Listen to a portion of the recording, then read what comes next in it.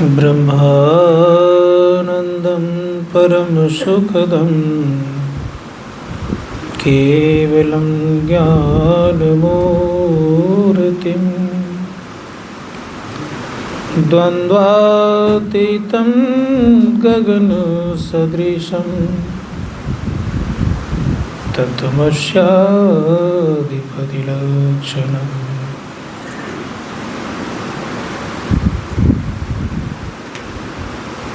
एकं नित्यं विमलमचलं सर्वधि साक्षिभूतं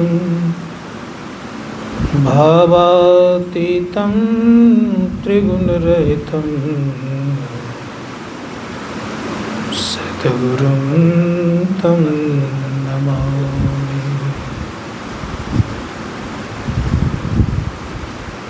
मंगलमूर्ति सतगुरु मिलवै सर्वाधार, मंगलमय मंगल करन बिनवा बारंबार। धन्य धन्य सतगुरु सुखदा,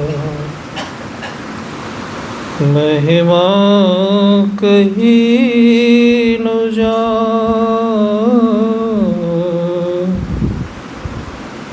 जो कछु कहूँ तुम्हारी कृपा, मोते कछु न बसाए। एक बार प्रेम से बोलिए श्री सद्गुरु महाराज की जय। विश्व ब्रह्मांड के नायक सर्वक्षण स्मरणीय संत सद्गुरुद्वय के पावन श्री चरणों में कोटि नमन। पंचासीन पूज्यपाद स्वामी प्रेमानंद जी महाराज के गुलपाद पद्म नमन।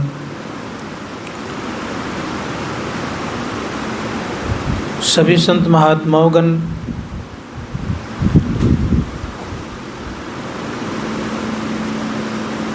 समवेत समादरणीय साधक वृंद, सज्जन वृंद, धर्मशीला माताओं तथा भक्तिमती बहनों,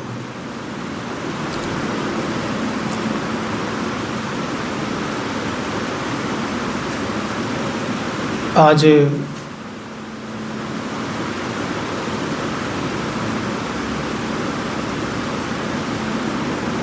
द्विमास ध्यानाभ्यास के आज 39वां दिन है और हमारे बीच मुख्य रूप से पूज्य स्वामी प्रेमानंद जी महाराज विराजमान हैं। नाम से ही पता आप लोगों को चल गया होगा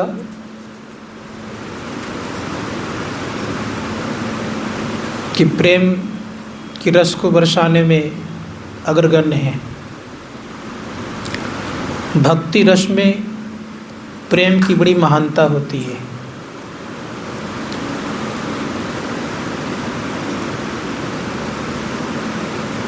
और हमारे गुरु महाराज ने भी कहा है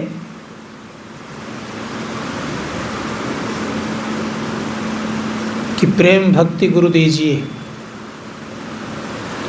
संत कबीर साहब ने कहा कि प्रेम बिना जो भक्ति है सो निज डिम विचार, उद्रभण के कारणे जन्म गमायो सार।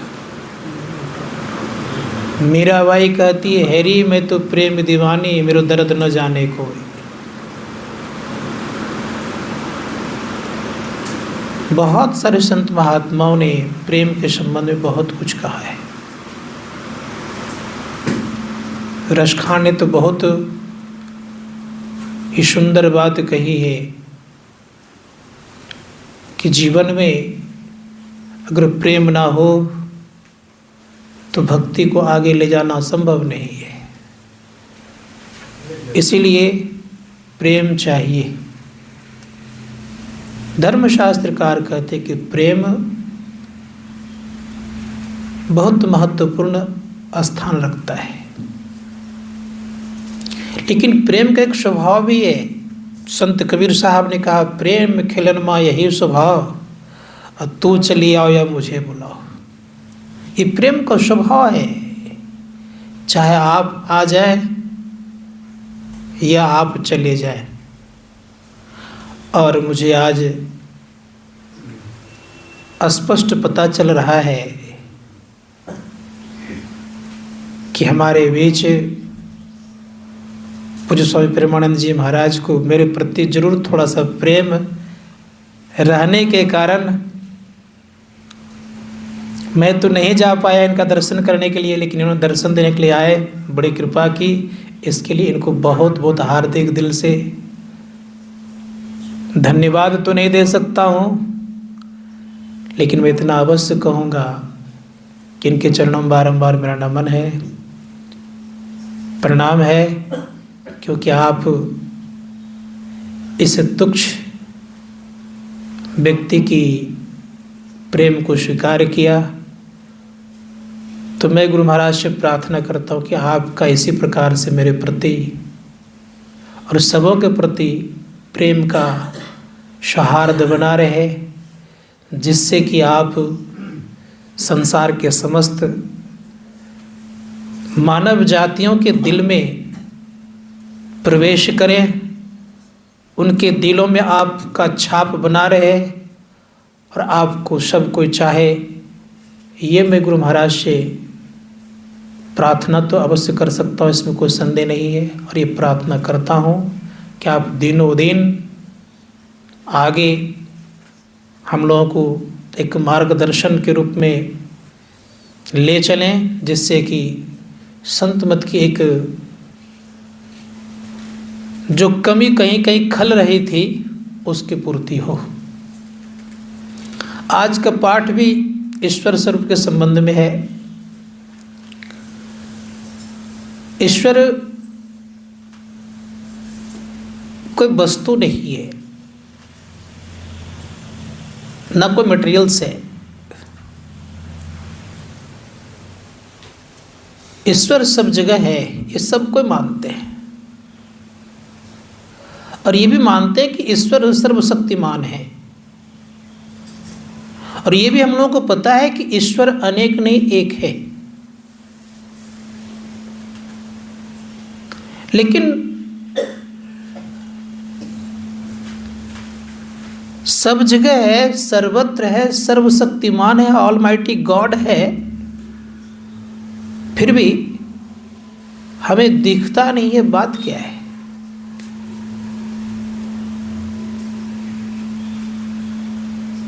धर्मशास्त्रकार के इसके पीछे कारण ये है कि हम लोगों ने मन से ईश्वर को माना है, और जबकि मन से ईश्वर परे है, अर्थात यूँ हम कहें कि मन मनातीत है, तो मान लीजिएगा, क्योंकि मन से परे है, इंद्रियों से परे है, और माना है अब तक हम लोगों ने मन से ईश्वर को, इसीलिए दिखता नहीं है।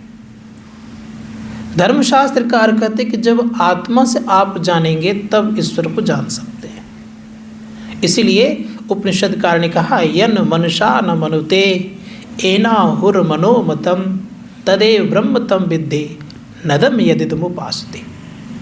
जो मन से मन किया जाता है वह ईश्वर नहीं है, जिसके द्वारा मन मन किया जाता है वह ईश्वर है। अर्थात जिससे कि मन संचालित होता है, जिससे कि मन चलता है, जिससे कि मन कुछ क्रिया करने में सक्षम होता है, संत महात्मा गण कहते वह ईश्वर है। वो कैसा है? कहा वह इंद्रियातीत है, शब्दातीत है, नाम रूपातीत है, वह अद्वितीय है, दूसरा उससे कोई है ही नहीं।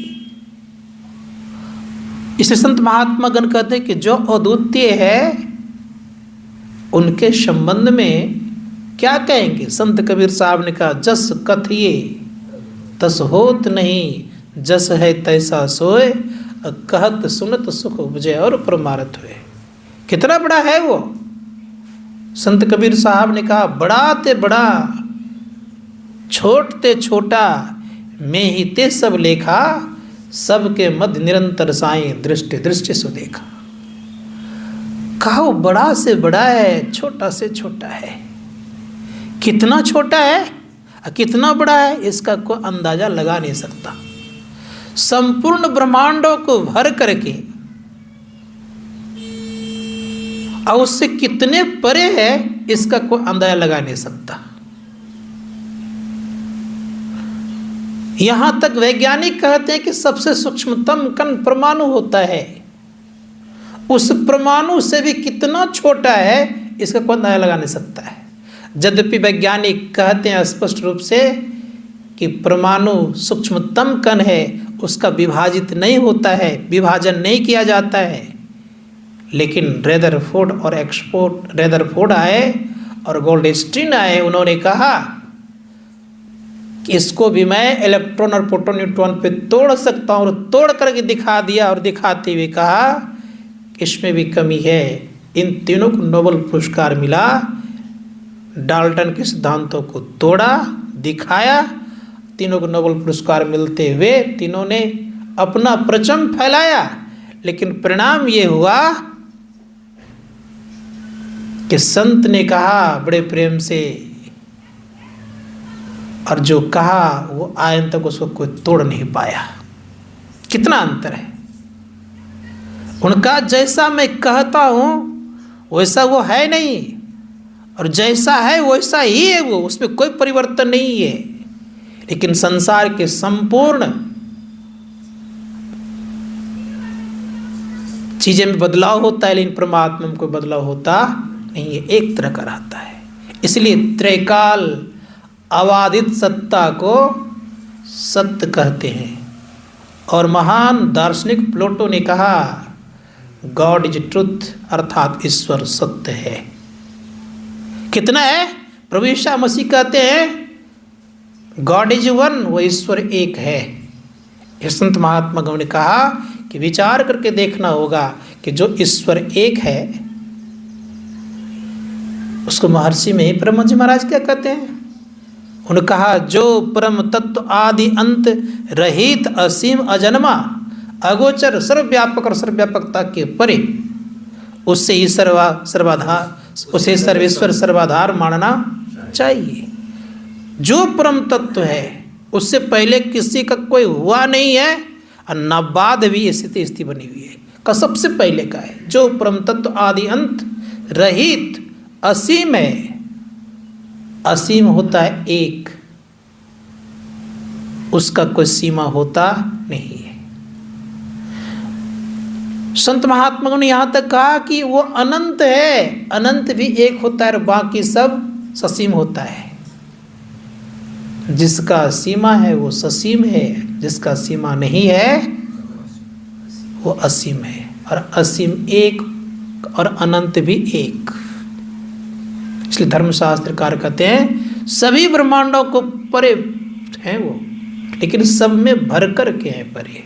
जिस प्रकार से मिट्टी में जल भी है, अग्नि भी है, हवा भी है और आकाश है, उसी प्रकार से याद रखिएगा कि सभी मंडलों में भर करके परमात्मा। इसलिए कहा वायुर्थको भुवनम परिवेष्टो रूपम प्रतिरूपो बहुवा एक अस्था सर्वभूतांतरात्मा रूपम प्रतिरूप वहिष्य। कहा जिस प्रकार से वायु सर्वत्र बहती है, जिस जिसमें वो जाती है, हवा जिस जिसमें चली जाती है उसी उसी का रूप हो जाता है। उसी प्रकार से याद रखिए जिस जिस शरीर को धारण करता है वही वही रूप में दिखते हैं वो। जैसे कृष्ण के रूप में आए, राम के रूप में आए, शिव के रूप में दिख रहे हैं, लेकिन याद रखेंगे कृष्ण, राम और शिव का जो शरीर है वो नहीं है। याद रखिएगा इसको, उनसे परे है। क्यों कि भगवान श्री कृष्ण कहते हैं अर्जुन से कि हे अर्जुन, तुम विराट रूप को जो देख रहे हो ये मेरा निज रूप नहीं है, निज रूप कुछ और है। इसलिए महर्षि परमहंस महाराज कहते हैं निज रूप जो होता है अति विलक्षण होता है, इसलिए कहा चौभुज या अष्टभुज जो अथवा अनेक भुज जो आश्चर्य तेज पुंज जो सबसे सूरत फुटा दो। ये जितने भी भुजाधारी है ये ब्रह्म नहीं है। इसलिए उपनिषदकार ने कहा ब्रह्म जो है परे है। वो उस ब्रह्म को जानने के लिए हम लोग को क्या करना पड़ेगा? तो इतना ही हम लोग एक सेंटेंस में समझें कि ब्रह्म को जानने के लिए आपको ब्रह्म बने बिना ब्रह्म की प्राप्ति आप नहीं कर सकते, इसमें कोई संदेह नहीं है। इसलिए ब्रह्म बने बिना कोई ब्रह्म की प्राप्ति संभव नहीं हो सकता है, क्योंकि आप ईश्वर बनते हैं तब ईश्वर को प्राप्त करते हैं। कारण कैसे पहचानेंगे? कि ईश्वर बन के ईश्वर को पहचान सकते हैं। जब तक कोई विद्यार्थी एमए की कक्षा में पढ़ नहीं रहे तब तक एमए वाले को पहचान नहीं सकते। जिस विषय वाले को पहचानना चाहेगा उस विषय में उसको एमए पास करके ही पहचाना जा सकता है कि इसकी क्या गहराई है। उसी प्रकार से ईश्वर बन के ईश्वर को आप समझ सकते हैं, ईश्वर बन करके ही आप ईश्वर को पहचान सकते हैं। दूसरा को उपाय संसार में नहीं है। कहेंगे कैसे? अंधकार में है, जीव कहलाते हैं, इसके अंदर में नाना प्रकार का विकार है, बहुत विकार है। प्रकाश में जाएंगे देव कहलाएंगे, उसमें भी विकार है। लेकिन धर्मशास्त्रकार कहते जब आप ईश्वर के शब्द को सुनते हैं, जिसको हम सार शब्द कहते हैं, आप न मानव रहते हैं न आप देव रहते हैं, आप ईश्वर होते हैं और ईश्वर होकर के आप ईश्वर को पहचानते हैं। ये स्थिति आपकी है। लेकिन उसको शब्द ब्रह्म ही कह सकते, सच्चिदानंद ब्रह्म ही कह सकते, अनंत नहीं है। यहाँ थोड़ा समय बोलूँगा। अनंत कब होंगे आप?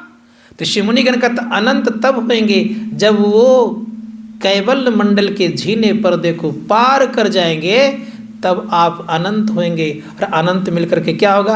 अनंत ही आप भी हो जाएंगे। इसीलिए संत महात्मा गण कहते हैं जानत तुम ही हो जाए। लेकिन यहाँ थोड़ा सा फर्क है। क्या फर्क है? जान लिया हम वही हो गए, लेकिन मिल नहीं गए। लेकिन महर्षि परमहंस महाराज कहते हैं हम प्रभु एक ही होई, द्वंद्व और द्वैत रहे नहीं कोई। ये कब खा ये होता है? तब जो झीने पर्दे को पार कर जाता है तब वह द्वंद्व में नहीं रहता है, वो एक हो जाता है। इसीलिए संत महात्मा गण कहते हैं कि झीने पर्दे को पार करने के लिए शब्द जहाँ से आया है वहाँ तक पहुँचे। कहाँ से आया है? तो संत महात्मा कहते हैं निःशब्द से आया है, निःशब्द में पहुँचेंगे तब एक में एक होकर के अपना पूर्ण कल्याण करेंगे। द्वैत भाव खत्म। मैं विशेष बोलना नहीं चाहूँगा क्योंकि हमारे बीच हमारे अग्रज हैं। मैं पूज्यपाद स्वामी प्रेमानंद जी महाराज से निवेदन करूँगा कि आप अपने मधुर और अमृत वाणी को वर्षा करके, वर्षा का दिन तो है ही, और ऐसा अमृत वर्षाएं कि वर्षा फीका पड़ जाए, और ताकि हम लोगों का जो कुछ समय जो बचा है ध्यानाभ्यास का, ये सदा मिठास बना रहे। बोलिए प्रेम से श्री मूर्ति सतगुरु मिलवे सरवाधार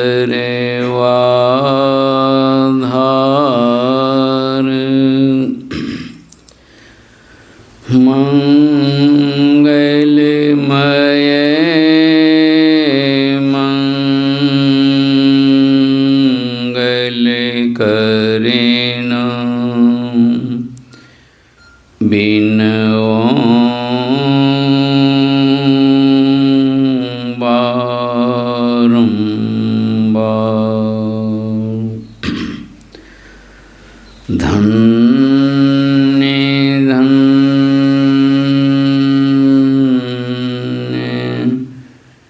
सद्गुरु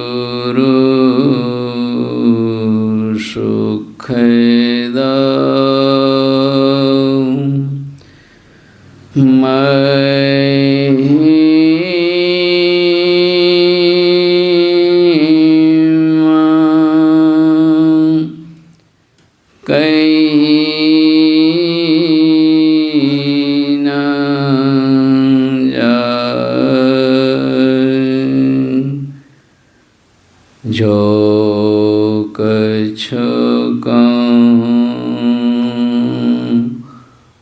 तुम्हारी कृपा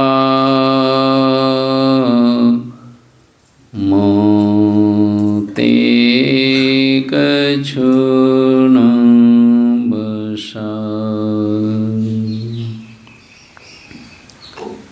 बोलिए श्री सद्गुरु महाराज की जय। दिव्य सूक्ष्म रूप में सर्वत्र विराजमान परमाराध्य सद्गुरु महाराज के पावन चरणों में कोटि कोटि नमन। मंचस्थ पूज्य महात्मागण, इस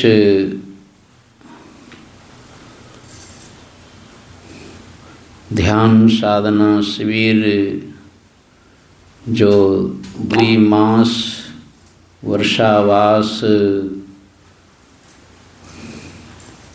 के नाम से यह कार्यक्रम रखा गया है, इसमें जो ही उपस्थित हैं सबों के पर परम प्रभु कृपा वर्षा कर रहे हैं। सभी साधक बड़भागी हैं। यही सृष्टि में सबसे अंतिम काम है। हर एक जीवों को करना ही होगा, चाहे वे भी किसी भी लोकांतर में क्यों ना हो। मनुष्य शरीर में आकर सारे जीवों को इसी काम को करना होगा जिस काम में हम लोग अभी लगे हुए। नहीं तो कोई उपाय नहीं। लाखों जन्मों में भी नहीं, करोड़ों जन्मों में भी कोई उपाय नहीं। तो सोच सकते हैं कि हम सबों के ऊपर सद्गुरु महाराज की कितनी कृपा है जो इस अंतिम काम में हम लोग दाखिल हो गए और यात्रा में लगे हैं। पहुंचना तो ध्रुव निश्चित है। जो रास्ते पकड़ लेते हैं तो कोई आगे कोई पीछे, सब कोई निश्चित रूप से अपनी यात्रा को पूरी करेंगे, क्योंकि हम लोगों को गुरुदेव उस जगह पर ला के खड़े कर दिए हैं, फिर कहीं भटकने की ज़रूरत ही नहीं है। और यह कार्यक्रम अंदर और बाहर दोनों हो रहा है। धर्म कथा बाहर सत्संगा, अंतर सत्संग ध्यान अभंगा। बाहरी सत्संग का कितना महत्व है। हम लोग तो सबसे पहले जो है बाहरी सत्संग सुन करके ही संत मत में आए। यदि इस तरह का सत्संग नहीं सुनने के लिए मिलता, आज तरह दुनिया में जिस तरह लोग बह रहे हैं उसी तरह हम लोग भी बहते रहते। तो बाहरी सत्संग सबों के लिए जरूरी। और अपनी यात्रा पूरी करने के लिए ये नहीं कि बाहरी सत्संग करके ही हम रह जाएं, तो फिर तो हम जहाँ के तहाँ रह जाएंगे। ऐसा देखा जाता है संसार में कि लोग यहाँ भी वहाँ भी हर जगह सत्संग करते हैं। बहुत मत संप्रदाय हैं, वहाँ भी सत्संग हो रहा है। तो बाहरी सत्संग करने से तो कोई यात्रा का कोई सवाल ही नहीं है। जिस तरह पहले भी कामी, क्रोधी, लालची, लोभी बने थे, सत्संग करके भी उसी तरह बने रहते। धर्म कथा बाहर सत्संगा, अंतर सत्संग ध्यान भंगा। ये वास्तविक सत्संग है। इस सत्संग को जो करते जाते हैं, ज्यों ज्यों गहराई में जाते जाते हैं, उसके जीवन में परिवर्तन आ जाता है और वे अपने मार्ग को पकड़ लेते हैं। वो काम, क्रोध, लोभ, मोह, अहंकार का मार्ग है ही नहीं, वो सीधा मार्ग। और ये विकार जो है, ये संसार का मार्ग। तो आंतरिक सत्संग में ही हम लोगों को वो सत्य ज्ञान, वास्तविक ज्ञान जो गुरु महाराज ने हम लोगों के सामने रखा है, वह सत्य क्या है। सारे संतों ने इस पर जोर दिया है और यह ज्ञान जो है मनुष्य के अलावे और किसी के अंदर में धारण ही नहीं हो सकता। इस सत्य को कोई जान ले, देवी देवता इस सत्य को जान ले।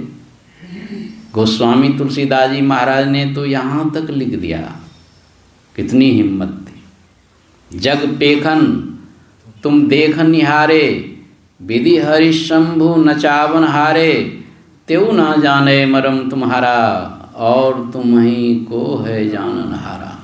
कितनी हिम्मत। ये सृष्टि के मालिक ब्रह्मा, विष्णु, महेश भी उस भेद को, उस मर्म को नहीं जान पा रहे।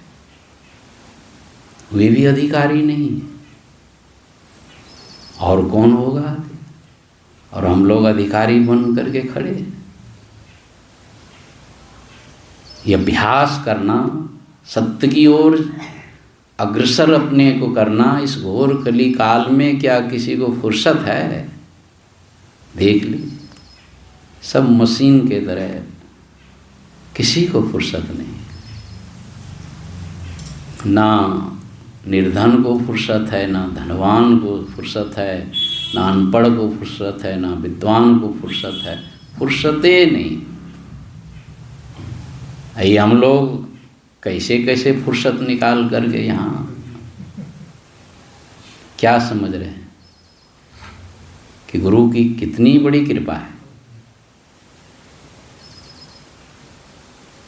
और उस सत्य स्वरूप को जनाने का प्रयास परमाराध्य सद्गुरु महाराज जीवन भर प्रयत्नशील रहे।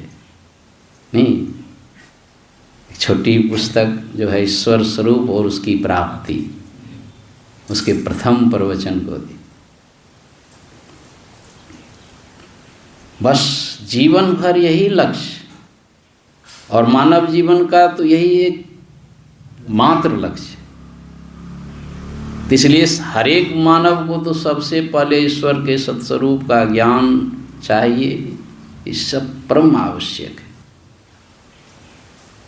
कोई यात्रा करने के लिए यात्री निकल गया हो, यात्रा बहुत तेजी से ही करता हो, यात्रा करने में कोई आलस नहीं है, लेकिन उस यात्री को यदि इस मंजिल का पता नहीं हो तो उसकी यात्रा कैसे होगी?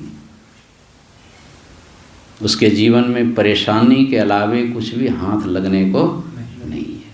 यही कारण है ईश्वर के सत्स्वरूप को जो मानव नहीं ठीक ठीक समझ पाए हैं और बहुत यात्रा करते हैं, बहुत ब्रिलियंट हैं, बहुत साइंटिस्ट हैं, बहुत बड़े इंजीनियर हैं, बहुत बड़े धनवान, पहलवान, विद्वान, राष्ट्रपति और प्रधानमंत्री हैं, क्या होगा उसके जीवन में? क्या? और हम लोग कम ही पढ़े लिखे, सब तरह से दीनहीन संत मत में गुरु महाराज तो सबको, गरीबों को ला करके, नहीं ऐसा और संत के जीवन में नहीं देखा जाता है ना, ला करके पहुँचा दें कि भाई ईश्वर के सत्स्वरूप को जानो। अनपढ़ से अनपढ़ लोग जो है इस ज्ञान में बड़े मजबूत हैं, साधना करते। ऐसा हम लोग तो घूमते फिरते देखते ही रहते।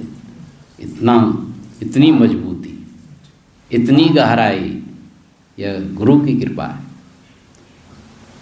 तो संतों ने कहा ये हर एक मनुष्य इस काम को कर सकते, जितने मनुष्य तनधारी हैं प्रभु भक्ति कर सकते सभी।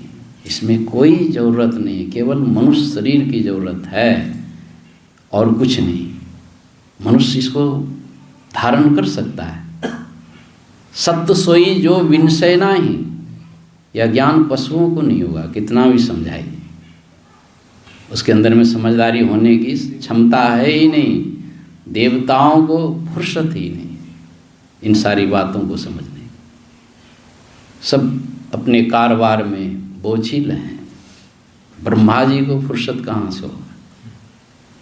उनका तो सारी सृष्टि है। अभी तो देखते हैं 2-4 बाल बच्चा किसी को रहता है, क्या करें बाबा, बाल बच्चा में फंसे हुए हैं, फुर्सत नहीं। और ब्रह्मा जी को कितना बाल बच्चा है? नहीं, खटमल चींटी से लेकर सब सृष्टि में वही है, उनको कहाँ से फुर्सत हो? और हम मानव को, चाहे वे कैसा भी मानव है, उसको परमात्मा ने अंदर में इतनी शक्ति दी है, वो एकदम समझ ले। सत्य सोई जो विनसै, कितना बढ़िया है। वाणी सत्य वही है कि जिसका कि विनाश नहीं होता है। जिसका विनाश नहीं होता है वो, उसमें परिवर्तन नहीं होता है। अब इसी पर जो है हम लोगों को थोड़ा मेहनत कर लेना है कि देखें भाई किसमें परिवर्तन होता है। इधर तो देखते हैं कि सब चीज़ में परिवर्तन होता है, शरीर में परिवर्तन और हर मकान में परिवर्तन, दुनिया में जो भी देख रहे हैं सब में परिवर्तन है। इसका मतलब कोई सत्य नहीं है। सत्य वही है कि जिसमें कि कोई परिवर्तन। चंदो मरिहें सूर्यो मरिहें, मरिहें धरणी आकाशा, ये सब में परिवर्तन। लोग संतों की वाणी को ठीक ठीक बुद्धि में धारण नहीं कर सकते हैं। बुद्धि को शक्ति ही नहीं है, वैज्ञानिक भी नहीं कुछ है उसका कुछ पता पा सकते हैं। ये तो ठीक है भाई, धरती को देख रहे हैं, इसमें उतार चढ़ाव परिवर्तन हो रहा है। जल को भी देख रहे हैं, सूर्य को भी देख रहे हैं। सूर्य के बारे में भी वैज्ञानिकों ने बहुत कुछ अनुमान करके बताया है कि इसमें भी परिवर्तन है। हवा भी परिवर्तनशील है, लेकिन आकाश के बारे में कोई कुछ नहीं बताया है। लेकिन संत कहते हैं कि इसमें भी परिवर्तन है। इसलिए चंदो मरिहें सूर्यो मरिहें, मरिहें धरणी आकाशा।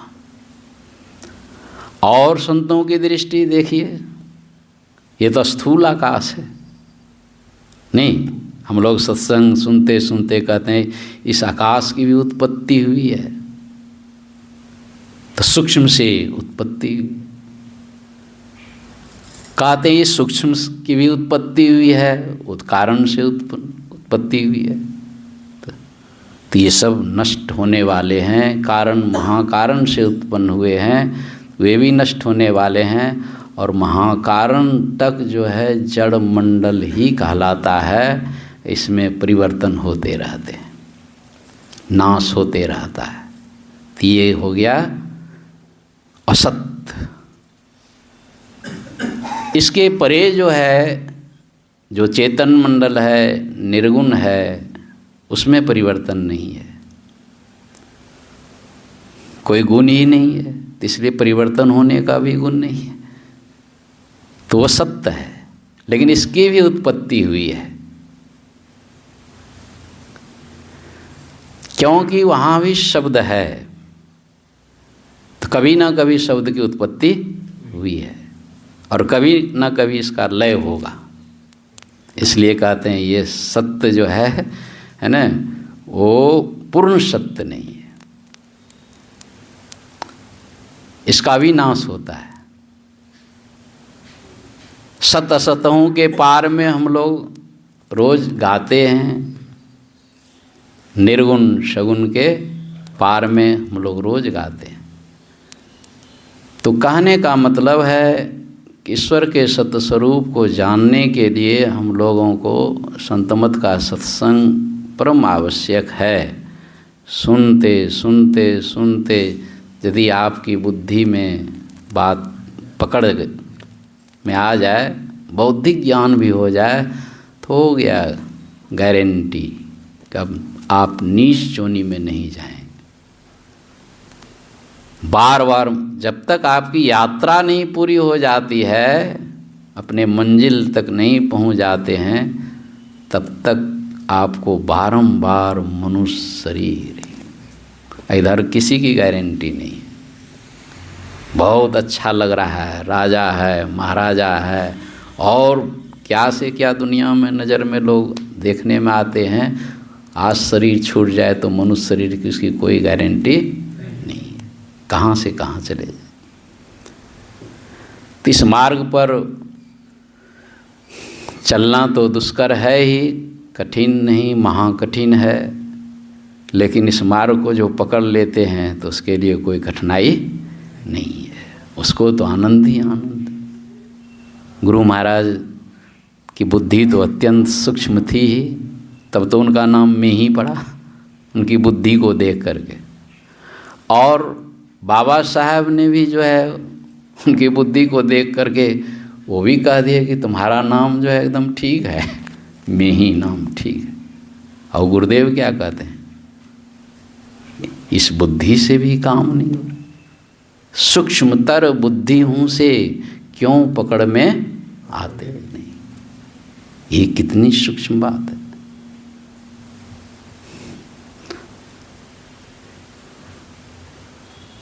और हम लोग उसी मोटी बुद्धि को, स्थूल बुद्धि को सूक्ष्म करने के लिए ही यहाँ पर साधना कर रहे हैं। कितना हमारा मन महीन हो जाए, जितना हमारा मन महीन होता जाएगा, बुद्धि भी हमारी उतनी महीन होती जाए। तो इसलिए बैठ बैठ करके हम लोग साधना करते हैं, ध्यानाभ्यास करते हैं। बाहर में सुन करके एकदम अंदर में प्रेरणा मिलती है। नहीं सुन रहे थे भी कि जिसके बारे में बुद्धि काम नहीं कर सकती है तो मन क्या सोच सकता है, और वाणी में बोलने की शक्ति कहाँ से आए। नहीं, जो मन से मनन नहीं किया जा सकता, जिस शक्ति से मन मनन किया हुआ कहा जाता है, सुन रहे थे केनोपनिषद, वो है ब्रह्म। और यह भी सुन रहे थे, यदि इस जन्म में ब्रह्म को जान लिया तब तो ठीक है, और उसके बाद तो गड़बड़ ही गड़बड़ है। यदि इस जन्म में ब्रह्म को जान लिया तब तो ठीक है, नहीं तो बड़ी भारी हानि है। क्या मनुष्यों को ये ज्ञान है कि कहाँ बड़ी भारी हानि? कितने मनुष्य को है? सब तो अपने आप को होशियार ही समझते हैं कि बगल में सत्संग हो रहा है, कोई मतलब नहीं। क्यों? वो होशियार है, वो अपने आप को होशियार समझ रहा है, और सब होशियारी निकल जाएगी, क्योंकि ये सब कारोबार, सब चालाकी, सब मेहनत परिश्रम जीवन भर जो कर रहे हैं, ये सब बड़ी भारी हानि में जाने की ही तैयारी है। इसलिए सावधान कर दें, नहीं? प्राचीन काल से ऋषि मुनि सावधान करते हैं, अब की बेर नहीं चूकना, मानुष तन पाए के जी। इसका मतलब यह है कि बहुत जन्म हम लोग ने चूक किया है, कहते हैं इस बार नहीं चूकना, इस बार एकदम चिता में जलने से पहले, कब्र में दाखिल होने से पहले मोक्ष प्राप्त करो। हिंदू हैं तो एक ना एक दिन चिता में जाएंगे, मुसलमान हैं तो एक ना एक दिन कब्र में जाएंगे। बाबा साहब जो है 1910 ईस्वी में इस तरह का पर्चा छप्पा करके बांटते थे। ये उपदेश था, सबके लिए उपदेश था। एक ना एक दिन चिता में जाओगे, एक ना एक दिन कब्र में जाओगे, तो किस दिन जाओगे वो भी पता नहीं है, तो पहले मोक्ष प्राप्त कर लो। लेकिन दुनिया के लोगों को कोई होश हवास नहीं है। और इसमें दुनिया में प्रेम है, दुनिया के प्रेम में पागल है, माया के पीछे पागल है ना। तो उसी को छोड़ना है, प्रेम तो रखना है लेकिन प्रेम को माया से हटाना है। जितना मेहनत लग जाए माया से हटाने में, है ना, तो फिर प्रेम वास्तविक प्रेम होगा। प्रेम बिना जो भक्ति है सो निज डिम विचार, उद्रभरण के कारणे जन्म गमायो सार। किसी को गुरु में अत्यंत प्रेम हो जाता है, क्या एक जन्म की बात है। किसी को भजन वेद ले लिया, दीक्षा ले लिया, चल रहा है। प्रेम नहीं है सो बात नहीं, दीक्षा लिया तो प्रेम तो है ही, लेकिन कम है। किसी को एकदम इतना प्रेम की क्या कहना। सांचे सचियार बिटहूँ कुर्बान हो जाते। हमारे गुरु महाराज के बहुत शिष्य हुए, एकदम संतमत के पीछे एकदम कुर्बान हो, अपने आप को कुर्बानी दी। हमारे पूज्यपाद महर्षि संत सेवी जी महाराज कहीं इतिहास में देखें 50 वर्ष गुरु की सेवा में, कुर्बानी है कि नहीं? नहीं, कोई तो 2 वर्ष सेवा करते हैं, 4 वर्ष 10 जीवन की कुर्बान। साई स्वामी जी महाराज, गुरु महाराज कहते थे साई स्वामी जी हमारे हृदय हैं। कौन सा काम उन्होंने करके दिखाया? हृदय हो। हमारे यहाँ संत शिशु जी महाराज कौन सा काम दिखाया? एकदम गरीब आदमी, एकदम अनपढ़ आदमी। नहीं, संत मत में उनके जैसा कोई गरीब, काम कितना किया। 1996 ईस्वी में मुझे उन्होंने पत्र लिखा था। कोई जान पहचान नहीं, वो सब अंतर्यामी थे। ये सब जो भी मुख शिष्य हैं सब अंतर्यामी। आप जो है एक महात्मा को लिख करके, पहाड़पुर मुंगेर जिले में है, पाटम आश्रम के बगल में, पत्र मैंने पढ़ा। कहते हैं कि आप जो है इतने तारीख को यहाँ कीर्त्यानंद नगर में पहुँच जाइए और हमारे साथ कार्यक्रम में रहिए, है ना। तो महात्मा जी को कहा कि मैं बगीचा में रहता था, रविवार को सत्संग सुनने जाता था पाटम, बस सप्ताह में 1 दिन सत्संग। भुजंगी बाबा, ब्रह्मलीन भुजंगी बाबा, जिनके बारे में गुरु महाराज कहते थे ये संतमत के नमूना है। उन भुजंगी दास को देख लो, नमूना है। कैसे उसको नमूना की पदवी मिल गई, क्या उन्होंने किया? आप लोगों में से कोई दर्शन किए होंगे, है ना, सादे वस्त्र में जीवन भर नौकरी किए।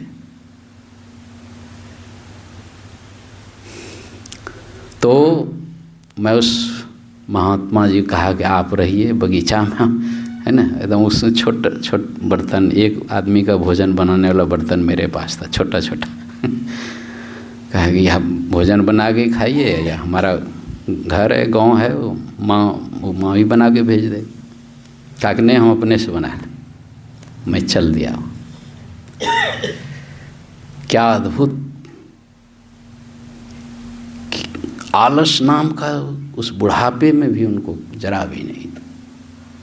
उसको गुरु महाराज ने संतमत का हनुमान कहा। हनुमान का मतलब ये समझ लीजिए, आप लोग भी किसी को ज़्यादा करते हुए देखते हैं कि तो हनुमान है, और गुरु महाराज उनको कहे हनुमान, कि संतमत का इतना काम किया, इतना काम किया है।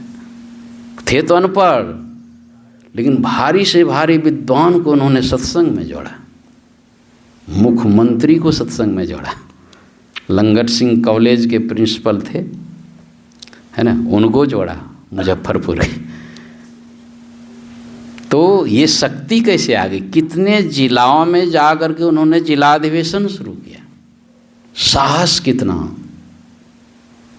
गुरु महाराज से प्रार्थना करते हैं 1960 ईस्वी में, सरकार सब जिला में अधिवेशन होता है, और आपका जहाँ जन्म हुआ उसमें पहले शहर मधेपुरा नहीं था, आपका जहाँ जन्म हुआ है उसी जिला में सत्संग नहीं हो रहा है। सहरसा में, मतलब सहरसा में भी सत्संग होना चाहिए। अधिवेशन देखिए, एक गरीब आदमी, अनपढ़ आदमी के हृदय में तो इस जिला में सत्संग नहीं हो रहा है ना, जहाँ आप जन्म लिए। तो गुरु महाराज स्वीकृति दे दिए कि ठीक है जी, सहरसा जिला में अधिवेशन होगा। लेकिन देखना, पहला अधिवेशन जो हो तो शहर में हो। अब तो देहात का आदमी या सहरसा शहर में सत्संग का भार, तो इनको तो और का अस्पताल। लेकिन थे तो हनुमान, जहाँ तहाँ से जान पहचान करते हुए और कहते उसी क्रम में वो चले गए थे कलेक्टर के पास। आप लोगों को पता होगा कि 1971 में अखिल भारतीय सत्संग था दिल्ली में, था ना? आप भी गए थे? अच्छा। तो उस समय देखिए, और लोगों से तो मिलते मिलते जाकर के प्रधानमंत्री से जाके इंदिरा गांधी से, कि इतना बढ़िया ऊंचा ज्ञान, हमारे देश में इतने बड़े संत आए हैं, तो इस ज्ञान को तो देश के प्रधानमंत्री को मिलना चाहिए। इसी हिम्मत से चले गए वहाँ। रात्रि में उनको 9 बजे रात्रि में उनको समय मिला मिलने का। इंदिरा गांधी इंतज़ार किए वहाँ, फिर कुछ घंटे के बाद वो निकल दर्शन दिए। इनका काम था कि एकदम पुस्तक देना, उनके जैसा पुस्तक वितरण करने वाला कोई न होगा। जो पैसा होता पुस्तक है, गुरु महाराज आप पढ़िए, तो पहले पुस्तक देते हैं, निमंत्रण कार्ड देते हैं कि अखिल भारतीय महाधिवेशन यहाँ होने जा रहा है। उसी का निमंत्रण इंदिरा गांधी प्रणाम की महात्मा जान करके। और ये क्या कहते हैं कि पुस्तक को, इसमें गुरु महाराज क्या हैं, इस पुस्तक को जरूर पढ़ लेना। कहा हमको फुर्सत कहाँ है, लेकिन कबूलवाइए नहीं, एक बार पढ़। कैसी हिम्मत। तो वही सहरसा में जो है कलेक्टर के पास जब पहुंचते हैं तो कलेक्टर जो है अपने ऑफिस में बैठ के सिगरेट पी रहा था, है ना? इनको बर्दाश्त नहीं, तुरंत डांट दिए। आपको अपने जिह्वा पर कंट्रोल नहीं है तो जिला पर कैसे कंट्रोल कीजिएगा? जिला के और भी एकदम सहम गया, है ना? एकदम कहा कि महात्मा जी, आज दिन से मैं सिगरेट कभी नहीं पीऊँगा। ये देखिए, ऐसे गरीब थे, कहीं भी चले जाते थे। गुरु महाराज का कहीं प्रोग्राम है, कार्यक्रम है, वहाँ के लोग अनजान हैं, वो दिरा दहाड़ से वहाँ पहले पहुँच जाते थे। नवादा में तो कहते 1 महीना पहले चले गए थे। अब कैसे फुर्सत निकालते थे, दूसरे का अदबटैया खेती करते थे। आश्चर्य होता है। गुरु महाराज भी देखते थे कि गरीब आदमी हर जगह पहुंच जाता है। तो एक दिन जो है वो गुरु महाराज पहुंचा, वहाँ पर सेवा कर लेता था एकदम पूरा, सबको लोगों को बता देता है गुरु महाराज की सेवा में कोई त्रुटि नहीं हो, है ना? इसीलिए पहुंच जाते थे। हनुमान का मतलब क्या?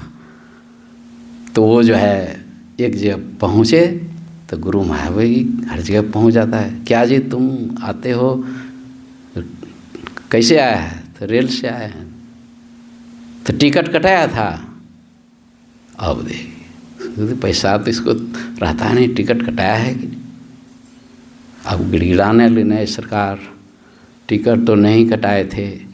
एक ठो गार्ड जो था ना, रेल गार्ड होता है ना, वो हमारा जान पहचान का था, उसी के साथ हम आ गए। गुरु महाराज बिगड़ गए। गार्ड जान पहचान का था, गार्ड का ट्रेन था, समझ गए? अब तो बच्चे की तरह तुरंत कान पकड़ लिए। सरकार, आज दिन से मैं कभी भी बिना टिकट का नहीं जाऊँ। उठ बैठ करके माफ़ी मांग। हम लोग के सामने वो बच्चा की तरह रोते थे, तुरंत आंसू, बच्चा जिस तरह रोता है।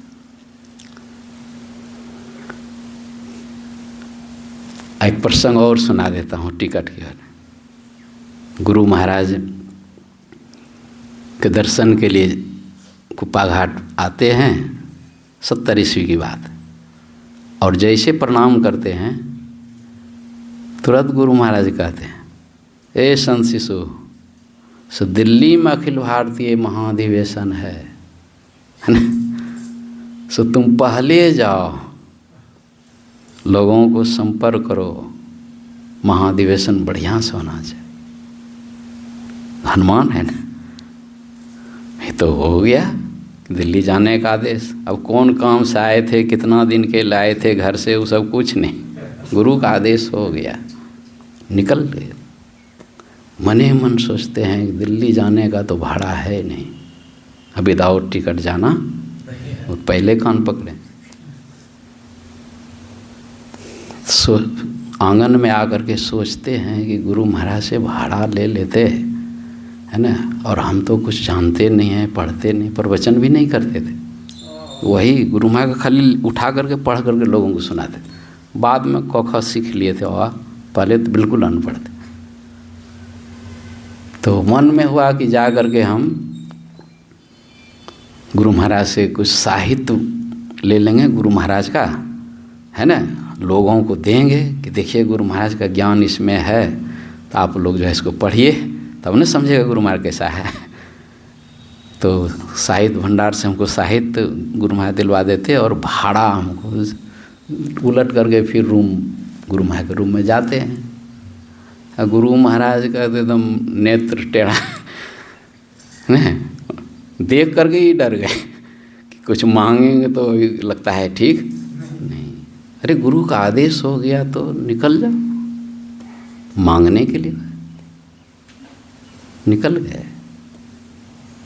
गुरु का आदेश हो गया तो गुरु न जाने कैसे पहुँचेगा। थोड़े देर पहले निकलते हैं तो एक व्यक्ति आके प्रणाम करते हैं कि बाबा बाबा कहाँ जा रहे हैं। कहा कि मैं देखो गुरु महाराज भेज रहे हैं दिल्ली, महाधिवेशन होगा वहाँ, कह रहे हैं कि तुम जाओ, तो क्या सेवा करें हम। कहा कि हमको कुछ नहीं, गुरु महाराज का साहित्य हमको जो है सब दिलवा दो एकदम, और उसी से हम प्रचार करेंगे, लोगों संपर्क करेंगे, है ना। एक के कहा कौन कौन चाहिए, तो ढेरी लिस्ट बना लिया कि इतना सत्संग योग चाहिए, इतना पदावली चाहिए, इतना गीता योग चाहिए, इतना। अब वो छूट हो गया तो मनमाना लिस्ट ना, एक ही आदमी खरीद करके उनको दे दिया। रिक्शा पर बैठ करके जा रहे हैं, मने मन सोच रहे हैं कि भाड़ा नहीं है। और उस समय जो है भागलपुर से दिल्ली डायरेक्ट ट्रेन नहीं थी, उस जाना पड़ा था बरौनी, उस रूट में। तो मने मन सोचते से कुछ पैसा था, लेकिन दिल्ली जाने के लायक पैसा नहीं था, थोड़ा बहुत था। तो जैसे ही स्टेशन पहुंचते हैं, कहा एक गरीब सत्संगी, बाबा बाबा कहाँ जा रहे हैं, कहाँ जा, तो बताया गरीब सत्संगी जान पहचान कि मैं दिल्ली जा रहा हूँ, लेकिन देखो जी हमारे पास तो भाड़ा है नहीं, बिना टिकट का तो जाएंगे नहीं। तो बाबा चिंता मत कीजिए, हम व्यवस्था कर के देते हैं आप टिकट का पैसा। अब देखिए विवेक इसी को कहते हैं। नहीं नहीं तुम्हारा पैसा हम नहीं लेंगे, तुम गरीब है तो कैसे जाइएगा, पूरा एकदम देखिए तुम्हारा पैसा हम नहीं लेंगे, है ना। वो गिड़गिड़ाने लगा, बहुत गिड़गिड़ाया। तो अच्छा ठीक है तुम बरौनी तक का टिकट कटा दो, बरौनी टिकट का तो कम पैसा। वो गरीब आदमी से बरौनी तक का टिकट लेकर के बरौनी स्टेशन पहुंच गए। अब वहाँ जो है स्टेशन पर उतरते हैं तो एक सत्संगी टीटी मिल गया, उनका नाम नारायणपुर का थे, कुलदीप बाबू नहीं, सद्गुणानंद बाद में संन्यास लिए थे, स्वामी सद्गुणानंद। वो टीटी जो है कहते हैं देख रहे बाबा बाबा कहाँ, सब जानते थे शिशुबा के बारे में कहाँ कहाँ जा रहे हैं। तो हम बोलते हैं कि मैं जा रहा हूँ दिल्ली, महाधिवेशन है, उसी के लिए गुरु महाराज हमको भेज रहे हैं, लेकिन हमारे पास तो भाड़ा नहीं है उतना दिल्ली जाने। वो भी कहते हैं कि आप निश्चिंत रहिए, सो हम जो है एकदम बैठा देंगे आपको, कोई नहीं टोकेगा। तुरंत डांट रहा, अरे तुम हमको चोरी सिखाते हो, देखिए कितना साहस है। वो भी थम गया, उन्हें तब कहा वही टिकट जो है दिल्ली का कटा करके पहुंचा, और वहाँ जो इनसे था उसमें मुख्यमंत्री जो बिहार के थे उस समय दीक्षित तो नहीं थे, 74 में दीक्षित हुए, लेकिन उनसे काम लेते थे उसमें मैंने उस समय होंगे विधायक पद पर होंगे, तो वहाँ दिल्ली में उनसे मिल करके जो है सारा काम करवाया। इतनी अच्छी व्यवस्था वहाँ अखिल भारतीय का, जो गए होंगे। अब दिल्ली शहर में इतनी अच्छी गुरु महाराज रामलीला मैदान में, तो गुरु महाराज प्रसन्न हो गए। ये संतमत का हनुमान है, संतमत का ये हनुमान है। तो ये एक जन्म की तो बात है नहीं। गुरु में किसी को थोड़ा प्रेम होता है, किसी उससे ज़्यादा होता है, उससे ज़्यादा, और सबसे ज़्यादा होगा तो हनुमान होंगे। उनकी क्या साधना थी, ये भी बहुत घर छोड़ करके भाग जाते थे, कहीं छिप करके, क्यों गुरु महाराज बिगड़ते थे। जाओ घर, माता पिता बूढ़े हैं, जाओ घर। तो गुरु महाराज के पास जाना छोड़ दिए, फिर कहेंगे फिर जाने के लिए कहें कहीं कहीं दीरा में भी छिप करके जो है कहीं अभ्यास करते थे, हाजीपुर के नज़दीक भी अभ्यास करते थे, है ना। एकदम लगन, क्या लगन थी। तो मेरे कहने का मतलब है कि हम लोग भी रास्ते पर हैं, हम लोग भी प्रेमी बन जाएंगे। नहीं, अभी तो बहुत चर्चा सुन रहे थे स्वामी शिवनारायण जी महाराज से न, प्रेम प्रेम। सही में हमारा नाम तो जो भी रखे होंगे प्रेम, लेकिन हम ही जानते हैं हमारे अंदर में कितना प्रेम है ना। हाँ, शुरू में जब संतमत में आए थे, सत्संग में आने जाने लगे थे, विद्यार्थी जीवन में बहुत प्रेम था। कहीं भी कोई भी सत्संगी मिल जाता था, अब सोचिए भगवाने मिल गया, और साधु मिल गया तो सोचिए तो क्या होगा। इतना प्रेम शुरुआत में, है ना, इतना प्रेम। उस तरह प्रेम यदि बना ही रहता अंतिम समय तक तो नहीं, जैसे पहले लौ लगी वैसे निभे, और अपने को कहे तारे पुरुष करो, वो लौ नहीं रहता। शुरू से जैसा प्रेम था, है ना, सत्संगी को देख करके स्टेशन पर ट्रेन में सत्संगी है, एकदम इतना सात्विक मन हो जाता था। साधु को देख करके तो समझ लीजिएगा ना वो प्रेम कहाँ चला। वही प्रेम की आवश्यकता है। प्रेम गली अति सांकरी, जा में दो ना समय, भावे भक्ति करे, भावे विषय कमाए। तो उसी तरह प्रेम बढ़ते बढ़ते, तब तो उस समय जो स्थूल प्रेम था नहीं, कभी कभी देखते हैं ना पूंजी ख़त्म हो जाता है। बड़े बड़े ये परमानंद बाबू जो कल आए थे, जिनको कि बोले कि पूज भगीरथ भाई इनको कुबेर बोले हैं, है ना। मैं परसों उनके साथ गया था, 23 तारीख को होता है वहाँ पर, जहाँ पर 40 कट्ठे ज़मीन दान किए माता के द्वारा, माता पिता की स्मृति में। कल वहाँ लगभग 2000 आदमी जुटते हैं उनके समाज के लोग। तो वहाँ कुछ वहाँ पर कर रहे हैं मूर्ति स्थापित, तो बना कर गए। थोड़ा सा 4 पिलर था और उसमें ग्रिल लगाना था। कहा कि इसमें ग्रिल लग जाता तो बहुत अच्छा होता, वहाँ के मिस्त्री लोग देखने में अच्छा लगता। कहा क्या बतावे, इस तरह हमारा हाथ खाली हो गया है ना।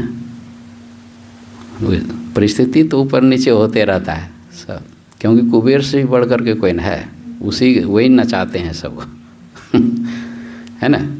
आज भी सवेरे प्रणाम करने लगे तो बोले कि देखिए एक महान यंत्र की नाई परिचालित होता रहता है। गुरु महाराज जो ये चीज़ निकाल करके दे दिए हैं हम लोगों के सामने, ये समझ लिए ये कोई ग्रंथ में नहीं मिलता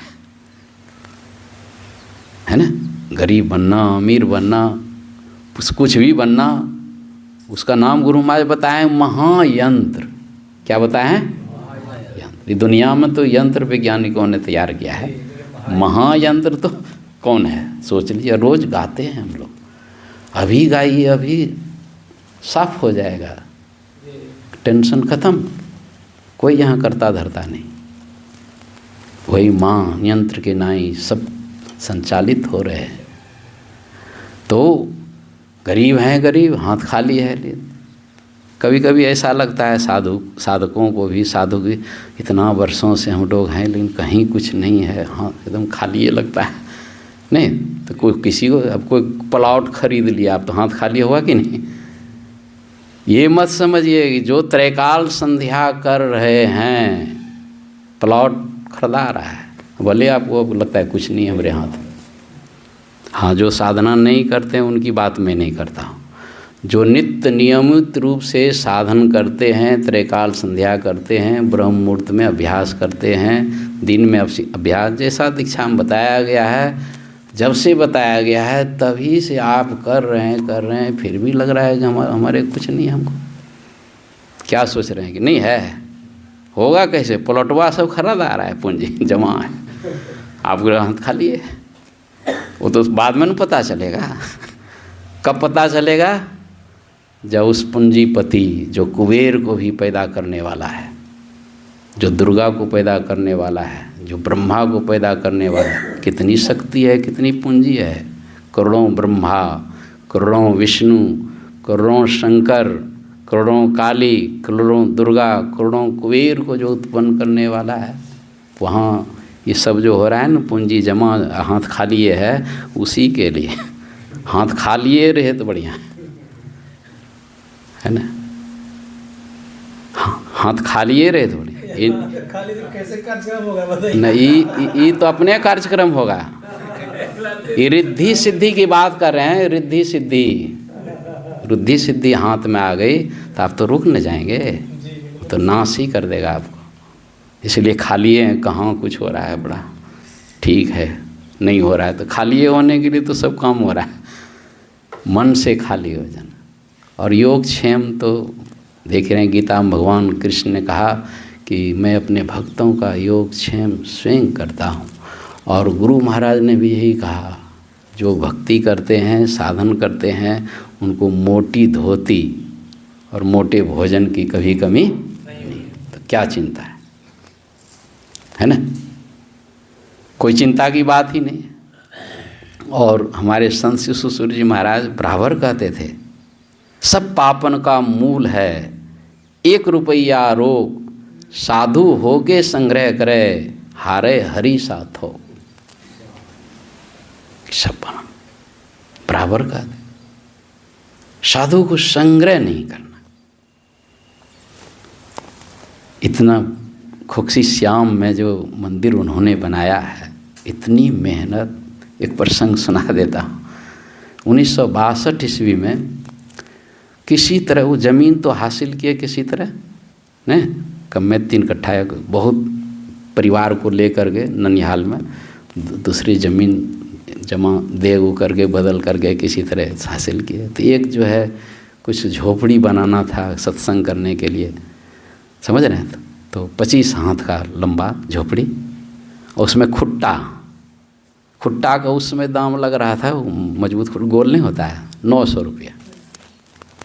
सब इधर तो ठीक था सब कुछ, खुटवा का पैसा नहीं हो। सोचा गुरु महाराज का जन्म भूमि है तो गुरु महाराज जो है मदद करें, इसी ख्याल से वो आ गए। खुट्टा का पैसा गुरु महाराज से लेंगे। जाके गुरु महाराज को जैसे कहते हैं कि सरकार वहाँ झोपड़ी बनाए से सत्संग करेली, से खुट्टा के पैसा 900 क्या 9 को खुट्टा ऐसे बोल रहे थे, है ना, कि खुट्टा पैसा नहीं। सपने दे दिए इनने तो केकरो से दिलवाए दिए। तो गुरु महाराज क्या कहते हैं कि हम नहीं देंगे, नहीं दिलवाएंगे।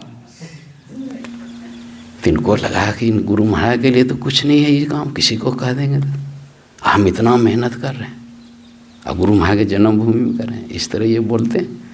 बड़ा भक्ति से गुस्सा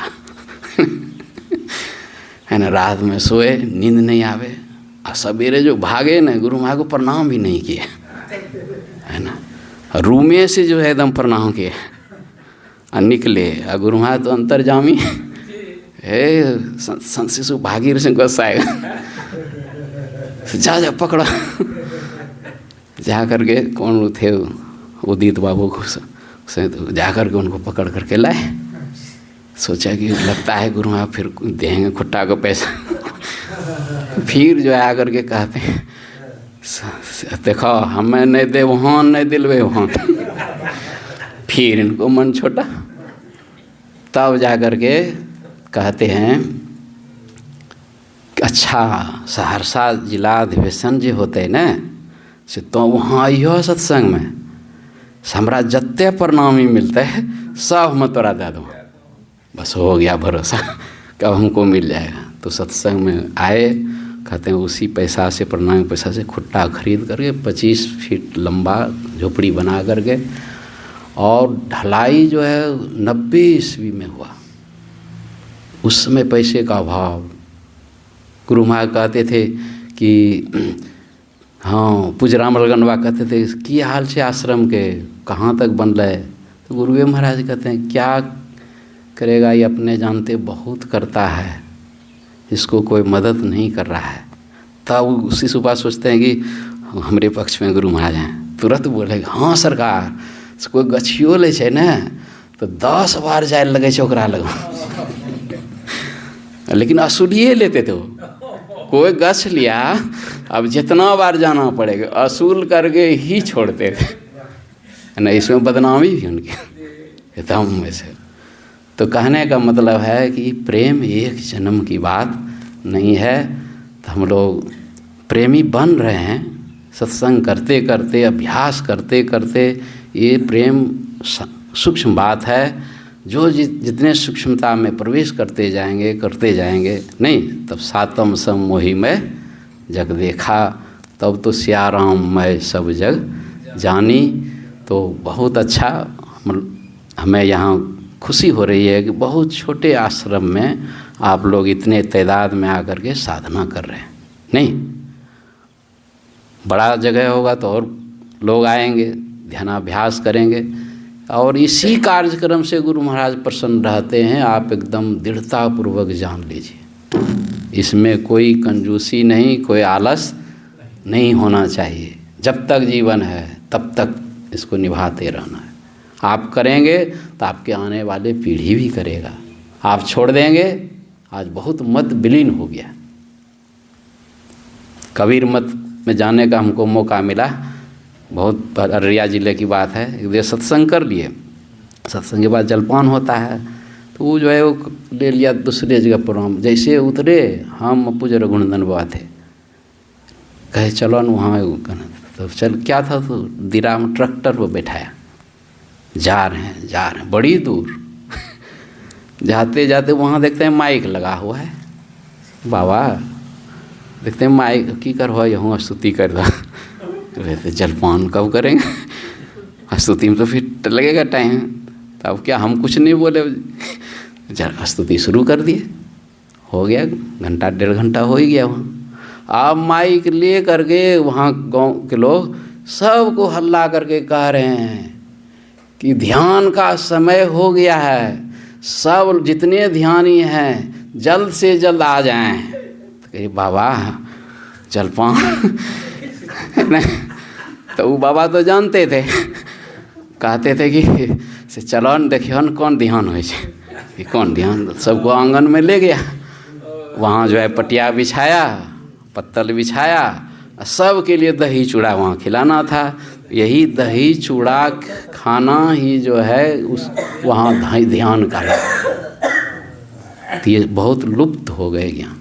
तो हम लोगों का संतमत का ज्ञान, गुरु महाराज का इतना परिश्रम किया हुआ, जो नहीं लाया हूँ किश्ती निकाल करके तूफान से, नहीं। हाँ, गुरु महाराज कहते हैं कि मैं इस किश्ती को, इस ज्ञान को जो है तूफान से निकाल। इतना कर्मकांड था, पाखंड था दुनिया में, उस बीच से मैं इस किश्ती को निकाल करके लाया। नहीं, रखना मेरे बच्चों इसे संभाल करके। कौन संभालेगा? यही साधना शिविर जब चलते रहेगा तो आपके देखा देखी पिछला पीढ़ी भी जो है पकड़ लेगा। तो फिर ये एकदम संतमत ही अमर हो जाएगा, और इसी से सब जीव भी अमर हो जाएंगे। यही आप सबों की सेवा में कहा। समय तो मेरे पास बिल्कुल मेरा ही एक मैंने वहाँ मनियारपुर आश्रम में 91 ईस्वी से ऐसा है कि मैं जब से आता हूँ शुरू से अंत तक रहा है ना, लेकिन प्रेम खींच लेता है। हमारे परमानंद बाबू देखा कि फिर वर्षावास के बाद तो ख़त्म हो जाएगा, फिर उधर निकल जाएंगे, नौतन में 15 दिन का है, फिर उधर दिल्ली वगैरह, फिर दीपावली में बिहार आएंगे, है ना। तो क्या कहते हैं कि 5 दिन का वर्षावास रख दीजिए, वर्षावास का नाम। यहाँ भी ध्यान नहीं कीजिएगा। तो उनके प्रेम में जो है, यहाँ आने के बाद हमको पता चला कि यहाँ 2 महीनों का वर्षावास। तो जैसे सुने हमको बड़ी खुशी। और जब परमानंद बाबू से बातचीत कर रहे थे तो बोले कि शिव नारायण बाबा बात कर रहे हैं, सो बात की कर ले लाइए। तो जब भी हमको बात करते हैं ना तो इनको याद होगा, हमको शिव नारायण स्वामी की वाणी याद आ जाती है। यही बोलते हैं, जैसे निहारो यारो गुरु मूर्ति के, गुरु मूर्ति बीच सूरति रखो तब उर हो। जितने बार हमसे मिलते हैं यही हमको, हमारे मुंह से यही निकल, वही शिव नारायण स्वामी। तो लगता है कि हम लोग का प्रेम जो है एक जन्म का नहीं है, या हम लोग भी यहाँ पर उपस्थित हुए हैं तो किसी भाई से प्रेम नहीं होता है, और कैसे दूर दराज से लोगों से प्रेम होता है। तो क्या ये पता चल रहा है? पता नहीं चलता है कौन तिथि में कौन वर्ष से इससे प्रेम है। अनुमान से बाहर कब से प्रेम है उसका कोई तिथि उथि नहीं है। तो यही जन्म जन्मांतर का प्रेम करते करते हम लोग एक ना एक दिन ईश्वर के प्रेमी बनेंगे। और प्रेमी बनने भर की देरी है, जानत तुम ही हो जाई। यही कहा आप सबों, है ना, बड़ी कृपा हुई है ना गुरु महाराज की, कि हमारी इच्छा भी हो रही थी, लेकिन उस उतर नहीं 11 बजे वहाँ पहुँच जाना है, तो 3 घंटे तो कम से कम लगेंगे ही। लेकिन हम रांची से जो अभी पहुँचे होंगे वहाँ गाड़ी खरीदने के लिए, एक रमन जी हैं जो हमको वही गाड़ी दिए हैं, रमन जी वही हवाई जहाज़ से अभी 11 बजे पहुँचेंगे वहाँ। वो बोलते हैं कि बाबा निश्चिंत होकर के आइए, है ना, गाड़ी यहाँ नहीं है देवघर में फॉर्चूनर गाड़ी, तो वो जो है उस कलर की गाड़ी नहीं, दुर्गापुर से वो ले जाएंगे वहाँ, इसलिए आप आराम से आइए तो बस आई भी फ़ोन हम नहीं किए, फ़ोन ये फ़ोन किए, वो मिस कॉल देखे हमारा। कब मिस कॉल किए थे? यहाँ आने के पहले आई देखे नहीं थे मोबाइल, हमारे जाने के बाद मिस कॉल देखते हैं तो फ़ोन किए, यही देखिए समझो। तब बोले कि हम तो अभी नहीं किए हैं। तब कहते हैं कि पहले का ही मिस कॉल मैं किया था। तो पूछने लगे कितना सवेरे जाएंगे, कैसे जाएंगे। तो हम बोले कितना समय तक सत्संग होगा, क्या समय है? कहा कि 6 से 8। कल की बस। और वो भी कह दिया कि हाँ आप सत्संग कर के आ सकते हैं, आराम से आइए। यही संजोग लगा और आप लोगों के बीच हमारा इतना समय व्यतीत हो गया। और इसी में समय तो समय का सदुपयोग है, और तो समय का सदुपयोग का कोई लेखा जोखा नहीं है। बोलिए श्री सद्गुरु महाराज की जय। जी 2 शब्द